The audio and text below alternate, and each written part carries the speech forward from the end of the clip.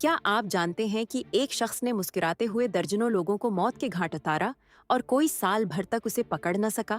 Charles سوبھراج کا نام سننے میں عام لگتا ہے، لیکن یہ آدمی 70 کی دہائی میں ایشیا کا سب سے خطرناک قاتل تھا۔ وہ تھائی لینڈ، نیپال اور انڈیا میں گھومنے والے نوجوان بیک پیکرز کو ڈھونڈتا تھا۔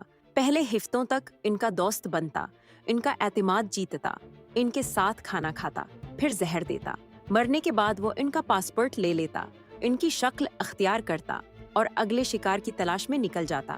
پولیس الجھی رہی کیونکہ لاشوں کی شناخت غلط تھی، ہر بار کوئی اور نام، کوئی اور چہرہ۔ آخرکار 1976 میں بنکاک میں ایک ہوشیار جاسوس نے اس کا پیچھا کیا اور اسے گرفتار کیا گیا، لیکن سوبھراج نے جیل سے بھی فرار ہونے کی کوشش کی۔ یہ کہانی یاد دلاتی ہے کہ سب سے خطرناک دشمن وہ ہوتا ہے جو دوست لگتا ہے،